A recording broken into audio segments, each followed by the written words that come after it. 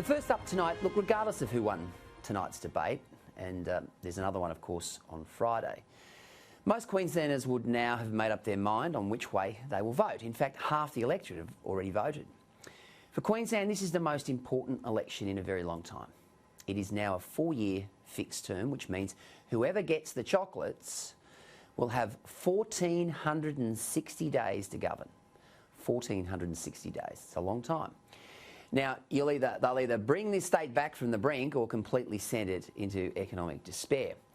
Now, much has been made of Labor Premier Anastasia Palaszczuk's COVID performance, keeping people safe, and if she wins, that of course will be the reason.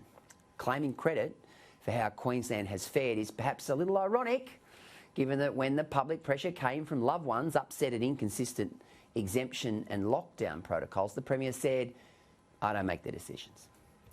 Nevertheless, the Labor government is asking voters to forgive past indiscretions and gift it another 4 years because it followed the medical advice, which it won't publicly reveal, of course, that triggered border closures and harsh lockdowns. Now, while the Palaszczuk government is keen to push the COVID narrative that it safeguarded Queenslanders at their most vulnerable, just 6 deaths from coronavirus, let's take a look at those people that they haven't protected over the past 5 years.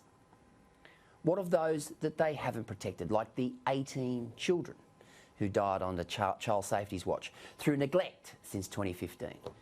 Like the hundreds of thousands of workers on the dole queue before COVID-19 hit, victims of the worst unemployment rate in the country? Like the innocent people in North Queensland, terrorised nightly by rampant youth crime because of lenient bail laws?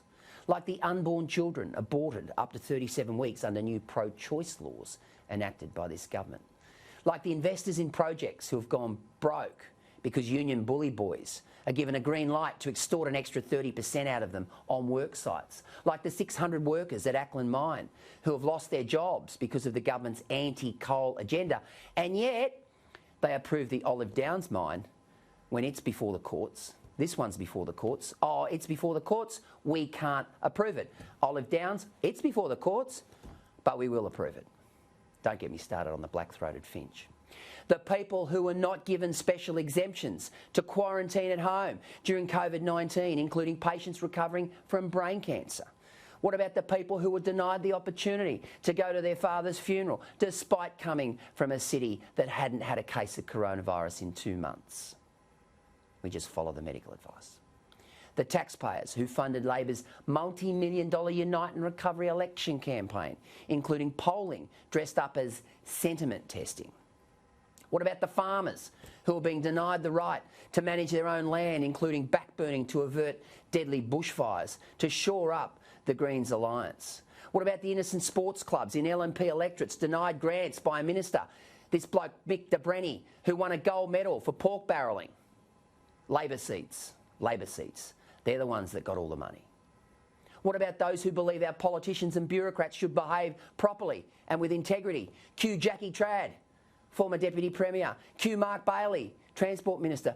Cue David Barbagallo, Chief of Staff to the Premier, all of whom attracted the attention and were heavily criticised by the Crime and Corruption Commission. And of course those who believe in fiscal responsibility and an eye on the $100 billion debt.